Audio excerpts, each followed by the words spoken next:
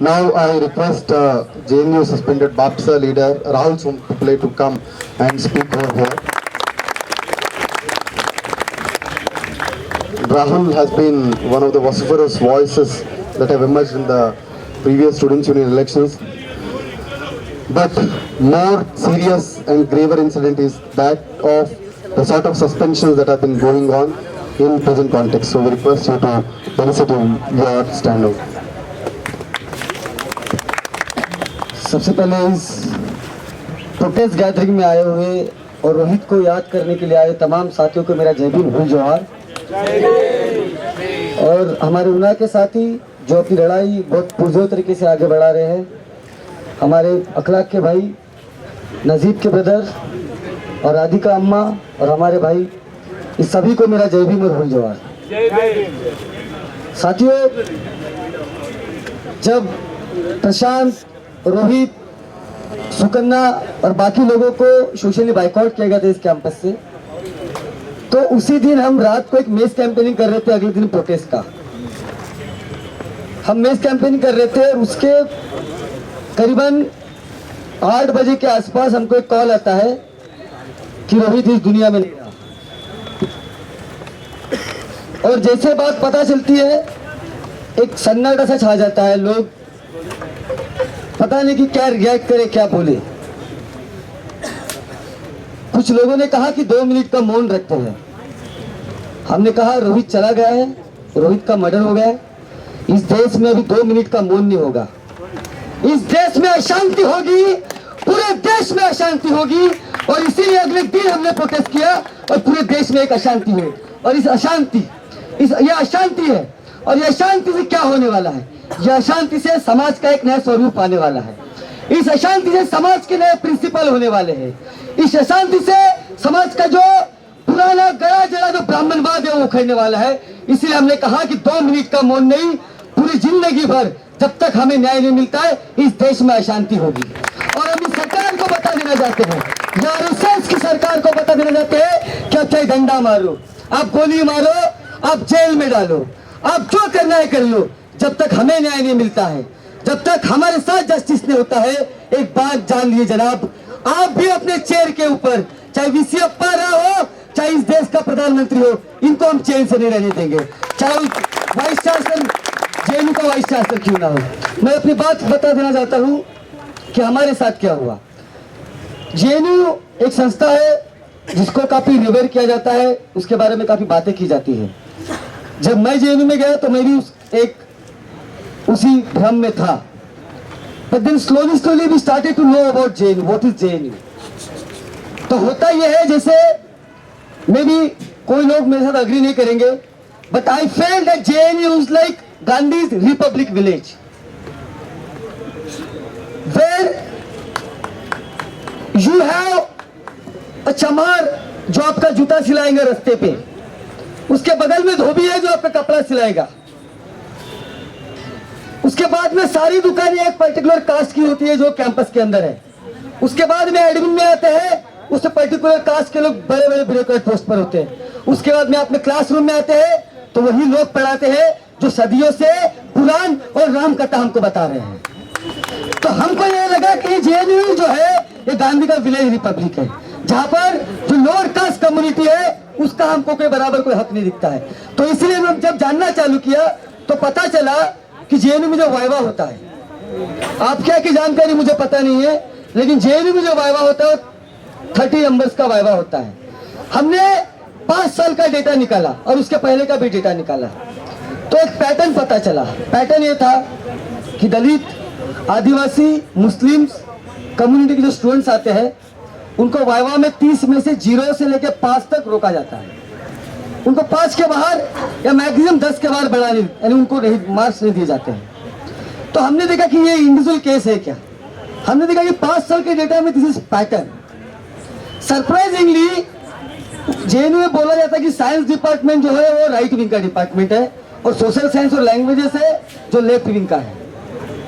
लेकिन जब डेटा सामने आया तो पता चला कि दोनों जगह सेम स्थिति है। तो जेएनयू में एक नारा आया कि divided by ideology but united by JNU. JNU ये नारा जेल में उभर के आया, उसका क्रिटिसिज्म भी बहुत हुआ। तो जब हमने इसके खिलाफ आवाज उठाने लगी तो हमको फ्रिंज एलिमेंट कहा गया, और फ्रिंज एलिमेंट उन लोगों से भी कहा गया जो इस देश के तथाकथित प्रोग्रेसिव और वामपंथी लोग हैं। मैं ये नहीं कहता हूं कि इस देश में सही वामपंथ करने वाले लोग नहीं है, होंगे, मैं भी एक दो लोगों को जानता हूं, लेकिन जो जेएनयू में ज्यादातर वामपंथ करते हैं वो वामपंथ कम और वामपंथ ज्यादा करते हैं। इट्स नॉट वामपंथ फॉर देम, इज अ वामपंथ। क्योंकि जब डेटा सामने आया तो हमने उसके खिलाफ मूवमेंट छेड़ी। जब मूवमेंट छेड़ी तो वीसी ने कहा कि आपके लिए मैं कमेटी बैठाते हैं। कमेटी होगी अब्दुल नाफे कमेटी। उस कमेटी ने एक डेटा निकाला और डेटा में बोला कि yes there is a discrimination in the viva. Committee का रिजल्ट आया, उन्होंने कहा कि there is a discrimination in viva. उसके बाद में नेक्स्ट एसी मीटिंग होती है, एकेडमिक काउंसिल मीटिंग होती है। उस कमेटी के जो रिकमेंडेशन थे कि वाइवा को 30 से 15 किया जाए, खैर हमारी डिमांड थी कि 10 किया जाए। हमारी डिमांड ये भी थी खत्म किया जाए, क्योंकि 10-15 ना रखते हुए खत्म कर दिया जाए। खैर उन्होंने कहा कि 15 कर दिया जाए, हम बोले ठीक है। जब इस बात के ऊपर जब रजामंदी हुई, नेक्स्ट एसी मीटिंग में एकेडमिक काउंसिल में उसको वीसी और तमाम एकेडमिक काउंसिल मेंबर, कुछ लोगों ने विरोध जताया और बाकी लोगों ने उसको ओवर रूल किया और एसी मीटिंग को खत्म कर दिया। तो हमने कैंपस में गुहार लगाई सबको कि ये जो मसले हैं, ये मसले संविधान के मसले हैं, ये हमारे बेसिक राइट के मसले हैं। हमारा स्टूडेंट्स जो दलित है, जो आदिवासी है, माइनॉरिटी है, जिसको रिटर्न में 75% मिलता है, अगर रिटर्न में कार्ल मार्क्स लिख सकता है तो क्या इंटरव्यू में गोलवरकर बोलता है? अब क्यों उसको 0 मार्क्स दे रहे हैं? तो उसके खिलाफ कोई आवाज नहीं उठी। जो चुनिंदा बक्सा, ओबीसी फोरम और बाकी तमाम जो दलित आदिवासी मुस्लिम संगठन के लोग हैं, स्टूडेंट्स है, उन्होंने एक प्रोटेस्ट किया। उसमें हमने वीसी को कहा, जब ईसी मीटिंग हो रहा था, नेक्स्ट ईसी मीटिंग, हमने कहा कि आप हमारा मेमोरेंडम लीजिए और हमको बताइए कि हमारी डिमांड के साथ आप क्या करेंगे। उन्होंने मेमोरेंडम लेने के लिए मना कर दिया। घंटों आप खड़े रहे, उन्होंने मेमोरेंडम लेने के लिए मना कर दिया। उसके बाद में हमको जानकारी नहीं थी कि अंदर क्या हो रहा है। तो प्रोटेस्ट करते करते हम जो गेट था उसके अंदर चले गए। जब उसके अंदर चले गए तो technically VC was not there, so उन्होंने ऐसी मीटिंग को खत्म कर चुके थे। काफी सारे फैकल्टी इनफॉर्मल बैठे हुए अपनी कुछ डिस्कशन कर रहे थे। तो हमने सोशल जस्टिस के नारे लगाए। हमको नहीं पता था कि अंदर मीटिंग चल रही है कि नहीं चल रही है। उसके बाद में अगले दिन एक फरमान आता है। फरमान ये आता है कि आपको कैंपस से इमीडिएटली निकाला जाता है। आपको कोई भी लाइब्रेरी हो या कोई भी और जगह, वहां पर आपका प्रवेश बंद है। आपको सस्पेंड किया जाता है और सस्पेंड का ड्यूरेशन ने लिखा कि 1 महीने का है, 2 महीने का है, 1 साल का है, 2 साल का है, ऐसा कोई जिक्र नहीं था। उसके बाद में इनको ये लगा कि ये लोग डर जाएंगे और डर के हमारे सामने गिड़गिड़ाते हुए हमसे माफी मांगेंगे। इनको ये नहीं पता था कि जब रोहित के साथ इन्होंने जब ऐसा ही किया था, जब प्रशांत और बाकी साथियों के साथ जब इन्होंने इस तरीके से जो बिहेव किया था, हम इससे वाकिफ थे। और हमको पता है जब रोहित इस दुनिया से गया, लोग जब जाते हैं, बहुत लोग इस दुनिया से तो अपनी आंखें बंद करके जाते हैं, लेकिन रोहित जब इस दुनिया से गया तो हमारे लिए अपनी आंखें खुली करके गया था और कह के गया था कि ये डिस्क्रिमिनेशन को आप लोग कहीं भी नहीं सहेंगे। और उसी स्पिरिट के साथ हमने हमारी लड़ाई की शुरुआत की और हर तरीके से जेएनयूवीसी वहां के प्रोक्टर को बताया कि आपके सामने हम झुकने वाले नहीं हैं। उनके जो भी आर्गुमेंट थे उसको डिफीट किया और उनको कहा कि इस यूनिवर्सिटी में रहने का अधिकार आपका भगवान ने देता है हमको। इस यूनिवर्सिटी में रहने का अधिकार हमारा बाप देता है, जिसने इस देश का संविधान लिखा है। और ये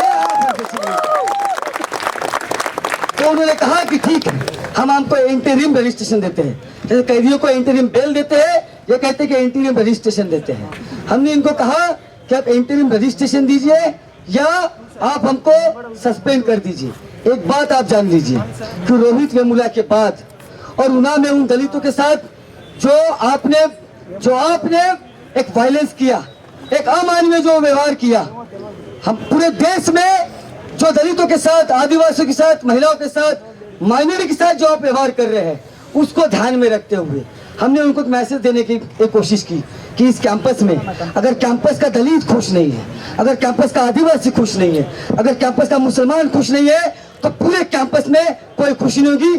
पूरे कैंपस को दरवाजे में गेट के ताले लगेंगे, पूरा कैंपस बंद होगा। और गांव, जिस गांव में आज भी हमारे लोगों को मारा जाता है हमारी जात के नाम पे, हम इस देश की सरकार को बता देना चाहते हैं, वो गांव उजाड़े जाएंगे, वो गांव उजाड़े जाएंगे जिस गांव में हमारा हक नहीं है।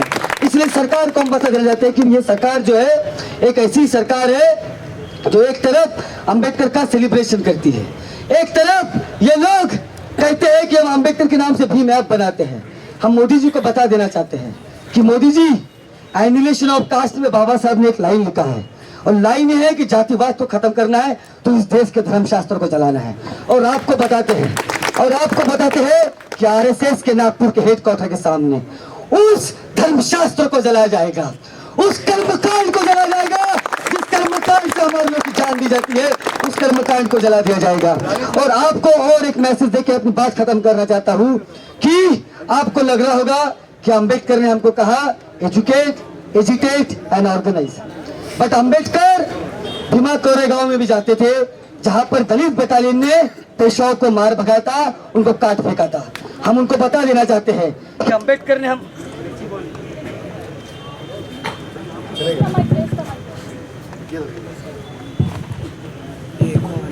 मोदी और उनकी सरकार को बता देना चाहते हैं कि अंबेडकर ने भला ही हमको कहा था कि एजुकेट, एजिटेट एंड ऑर्गेनाइज।